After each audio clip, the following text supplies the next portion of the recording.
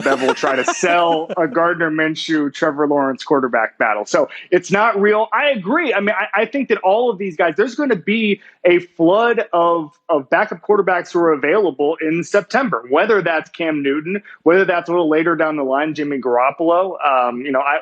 I just saw in New Orleans, Taysom Hill and Jameis Winston go at it, and that's a quarterback competition that I don't know if there's a winner per se of that, but there's going to be availability, and I think that maybe the Jaguars want to get out ahead of that and maybe auction off Minshew now for a quarterback desperate team. But yeah, I don't think it's much of a competition, Colin. Okay, let's go to what you viewed last night. My interpretation is this is going to be a boring 10-win team. I think both quarterbacks could win. I really do. I would go with Cam because we're not seeing Cam's running ability now. That he had 12 rushing touchdowns last year in limited duty, right? So I think he fits. He's a power player. It's a power roster. That's my interpretation. But what did you see last night with both? Your thoughts?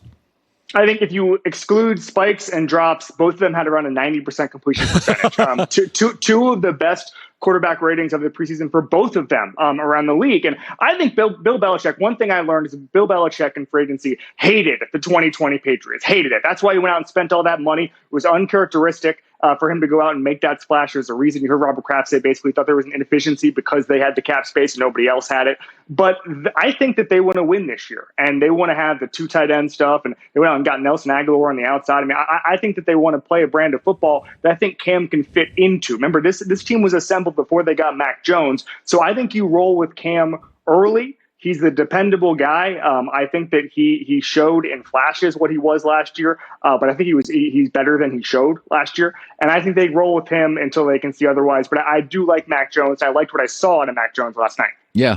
I had a GM text me this morning. He goes, I don't know what to make of Mac Jones, but boy, he looked confident. Right. So there you go. So you had a great interview with Aaron Rodgers this week, and let's be honest. Aaron's the best quote in the league. He's thoughtful. You can get Shakespeare, Game of Thrones, meditation thoughts. He's really, he's a very smart guy. After you're done with an interview, I always have a feeling about what happened there. What is your feeling after interviewing Aaron about, Joy and I talked yesterday when he had that 50-50 comment on a podcast. I'm like, oh, this is the last year. This is the last year in Green Bay. What was your interpretation of Aaron, the guy, and his thoughts after your interview?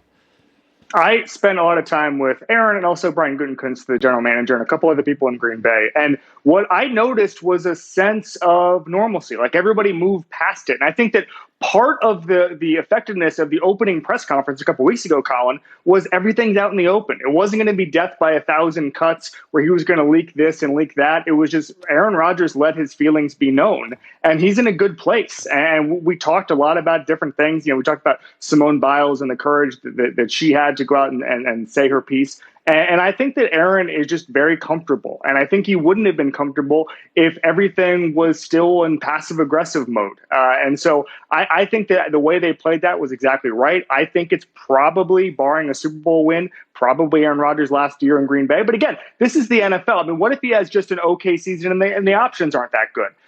What if they come back? What if they put up 50 points a game and it's the best offense anybody's ever seen, which is obviously on the table with how well they played the last couple of years? I just think there's a lot of football to be played. But if I were to guess, I would say this is Aaron Rodgers' last year in Green Bay. And guess what? He's very comfortable with that. Yeah. So a story that is really interesting to me is Joe Burrow, because he's such an open book. And he has just said our offense isn't quite right, and I'm not quite right. And we've always heard these stories, Kevin, that athletes get hurt. I remember Brady getting hurt, and for about a year, he just didn't like anybody near his knees. Like he was just he would get angry. Like you could see the emotion. And where do you think Burrow's at? What do you expect from Burrow this year? I expect a lot from him because the coaches expect a lot from him. One thing that Brian Callahan, the OC, told me is they're letting him run offensive meetings. They want him almost ideally at some point in Peyton Manning mode. And you know what that means? That means basically running the offense at the line. So I talked to Burrow a couple of days ago about his rehabilitation process. It was dark times. I mean, this was a guy who 19 months ago was the coolest looking college quarterback in history, chomping on a cigar after he puts up 1 million points a game at LSU. And all of a sudden, he's at a team that does not get a lot of shine in Cincinnati. He has the ACL and MCL. And he told me there was, a couple months there where he couldn't go to the bathroom without somebody helping him up. That's not very cool. And I think that he had to adjust. He said he had to basically figure out who he was outside of football, which for a football player is really hard to do. And he said that for the first couple of weeks of training camp, Colin, the vision that made him so smart at LSU in the early part of the NFL, it was gone. He said he just saw a wall of people. He couldn't diagnose anything. And that was what the adjustment was. When he said it was a mental thing, he said it wasn't about the yips or he wasn't feeling ghost pains on his leg. It was none of that. It was just that he was looking at a football field and couldn't see what he used to see. And that was scary for him. But he says it's changing and he's coming along. Finally, people say a lot of things. I do think if Garoppolo is healthy, San Francisco's got a lot of options here, and I think Garoppolo's going to have options. We tend to forget about injuries. Sam Bradford, listen, when you need a quarterback and the tape looks good, when he is healthy, people just, and Garoppolo's not that prohibitively expensive. What do you, if I said to you, guess where Trey Lance plays this year? Is it sporadic? Is it week 8? What is your hunch on this? Early and often. And even if Jimmy Garoppolo wins the starting quarterback job, and it sounds like he's playing well, they're going to find a way to get Trey Lance on the field. There's so much he can do. The way I heard a phrase that I loved was it's not a scheme fit for Trey Lance, it's a scheme expansion. All the things that Kyle Shanahan's been doing with a bunch of crappy quarterbacks in the past, whether that's Mullins or Beathard or any of these guys, he's now able to do with the guy who can do anything. And so Kyle Shanahan's going to have coordinator hat on, and he's going to say, let's get this guy Trey Lance out there to do things we've never been able to do with the arm, with the legs.